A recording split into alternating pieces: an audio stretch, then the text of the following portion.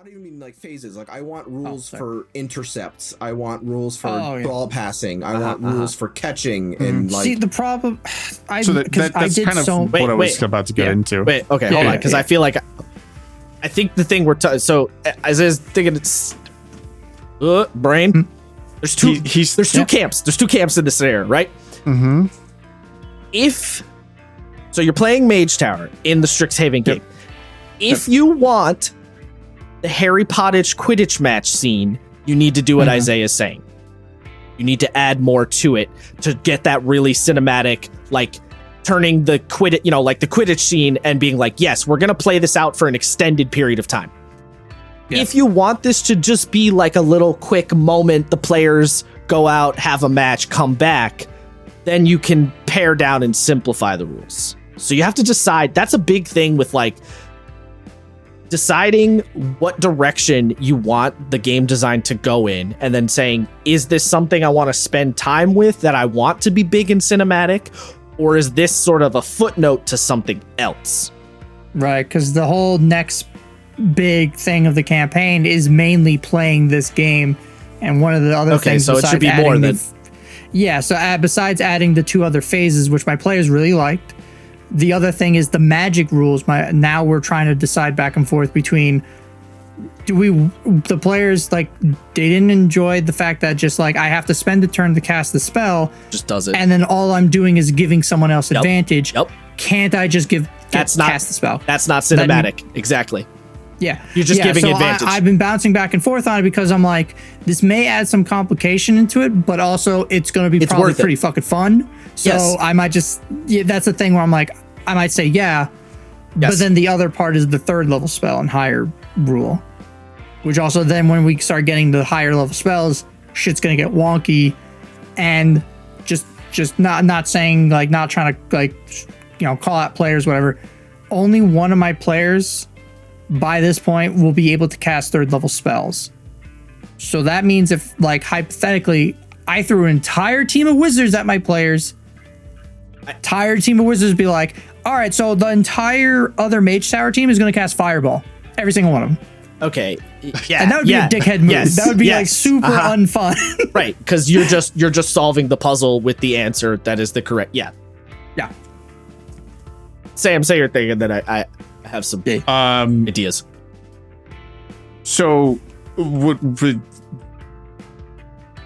build on what Isaiah was saying, and this is why I say it's too specific, by going the opposite direction and making it, hey, like, here's an example of rules, then the DM can just make rulings for those things. Like, yes, having catching, intercepting, passing, whatever rules is perfectly fine. It is a good way for people to visualize what they can do in the match. But I think that having, like, if you're going to do the phases thing, you can't be too specific if you're not going to be broad. Because, when I say broad, I mean, like, if you're going to be specific, you have to have a very large scope of what people can do versus, hey, you can do these two things or you can cast a spell. Yeah. Yeah, I mean, also kind of building in from what Isaiah was saying. So, like, if it were my job to make this mini game, right? Mm-hmm. And I wanted to make this, let's say I'm running Strixhaven, and I want this to be the big Quidditch scene. And I forget, I don't remember, is it like the third Harry Potter movie where they have like the big tournament or something? The fourth. That's literally what I'm basing the fourth thing. Okay, yeah. So they have like a big Quidditch tournament, right? They have one in every movie, but wasn't there the tournament? The tournament's like a big thing at some point. So there's the professional one. Yeah. But I forget which book that's the fourth one. Right. Yeah. Wait. Yeah. The one with Victor Crumb, that's the fourth one. Yeah. Okay. Mm-hmm. So you want this scene, the Mage Tower session to be a big cinematic moment. You're like, we're going to make the thing. The players are going to play. They're going to be on the team. They're going to do the cool shit. All right. How do you handle it? The phases are fine. I think you doing it in some sort of semi-turn structure is probably a good idea. Mm-hmm. The magic rules, throw all that shit out and just say you can use a spell on your turn and tell me how the spell is effective or helpful, and I will tell you what the response is. Maybe you have to make a check. Maybe it would depend on the spell, right? All right, the ball carrier I cast fly on. Cool. The ball carrier gets advantage because he just gets to now fly over everyone. That's a pretty straightforward one. I would like to fireball the ground in front of the enemy team. Okay. Enemy team's going to make a roll to try and like dodge around your fireball. Make it basically a situation of tell me what you're doing, much like a skill challenge. Tell me what you're doing with the spell, and then I will respond in kind with what you might have to do, what roll you might have to make, etc. That's how I'd handle the magic situation. I would not specify it in any way because, again, the fireball versus fly thing is like so silly to me. And it is funny, Matt, that you mentioned, the enemy team of wizards could just all cast fireball and automatically win, which is like exactly that's literally what. Yeah, I know. Which is why I've had I've already made a bunch of the teams. They're not all like mages. Yeah, because that would be awful. Yeah, exactly. Yeah. So, but again, that's why I'm like, it's like consider the rules and then also considering my players and then being like, if I do this, they will be at disadvantage because of this. Yeah. Because only one player is going to be able to do this like third level spell nonsense. So in terms of like how you would handle checks and stuff, my train of thought would be, okay, kind of like what Isaiah was saying, rules for specific things. If you're trying to catch up to a dude, maybe you have to make a check, or maybe you could base it on movement speed. Or maybe you could just have a rule where like you spend your movement for the turn catching up to another player. In terms of rules, are like, all right, you have to make some kind of check to pass. The default, I think probably what you could do is have like a default assumption of what the check might be, but then be open to other possibilities, right? So like to throw the ball and pass it might be, the default assumption is an athletics check. But if your big brain sorcerer player explains how he uses mage hand or some shit to do it, maybe have him make a spell attack roll to pass the ball. You know what I mean? That's the kind of, that I would leave it open. I would give like, this is what you normally would be, and then leave it open to other ideas. Because you want the creative, because the thing is, right, you want the creative cinematic moment of like, I came up with a good idea, I'm gonna fucking rope-a-dope a dude. You want the moment where Harry flies up into the fucking clouds and goes all the way up and up and up and up and up until he eventually catches the snitch, right? You want to like enact that in some way. Like, maybe Harry's making multiple checks. Maybe he throws a spell to boost his. Maybe he casts haste on his broom to try and catch up faster. You want to keep it broad so that you can have those creative ideas, but then the sort of cinematic flair part comes from, here's some suggested ways the player can overcome it, and then here's some other stuff they could do if they have a cool idea.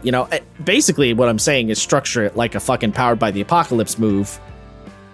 Have them make the roll, have a couple of outcome possibilities from the roll, Okay. A big part of Powered by the Apocalypse games, and everyone take another shot again if you're not already dead, is the basic moves have, when you roll them, have multiple things like underneath them. They have like bullet points. Like actually, here, hold on. Yeah. Better example. I will also specify. Actually, I'll ask this because this is how I'm going to be running it. Normally in the book, they give me a set. Actually, so normally in the book, they only play this fucking game once.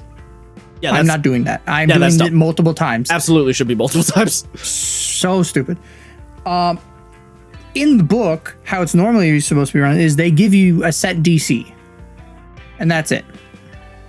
It's the same DC for every fucking phase. No, it's gotta be. It's gotta be a changing DC. Absolutely. Well, so what I'm doing at the moment, this might change, is I have a bunch of NPC teams with various amounts of skills and abilities and stuff. Yeah. And I'm basically doing it as contested skill checks. Yeah. So absolutely, because. Again, see, this is the thing, right, Matt? You're teasing this little mini game out to make it a bigger moment. So adding more granularity like that makes sense. Yeah. So me and my player, like we've done 3 different versions of this. Each time trying to update it and make it better, so that when I get to this, when we as a gaming group get to the anime tournament, Mage Tower tournament, like we'll finally have a fucking game and everyone's on the same page. Yeah. Because even right now, after the third game, and we're like, all right, it's like 90% complete. We just need to tweak one or two things, and I think we'll be good for the tournament. I'm like, okay, all right, this is way better than where we were in the beginning. I think honestly, for stuff like this, you need to think fiction first, not mechanics first. And 5e by default is mechanics first. I think you want to go, all right, what's the fictional thing I'm trying to go for? Okay, this is what I'm going for. What is the mechanical reaction? This is the reaction. What is the fictional resolution? So player says, I cast grease on the floor so that my teammate with the ball can try and like fucking ice skate around the enemy. All right, cool. You cast grease on the floor. Player with the ball, you have advantage for this roll. Give me an acrobatics roll as you try and fucking ice skate your way around. You know what I mean? That's the kind of flow you want to have. Fictional thing, throws grease. Mechanical resolution, advantage. Fictional finish, ice skates around. Well, also mechanical roll plus advantage. Fictional finish, you manage to rope-a-dope the enemy. All right. You rope-a-dope around the enemy. They're now confused as they're trying to turn around and catch up with you. What's your next move?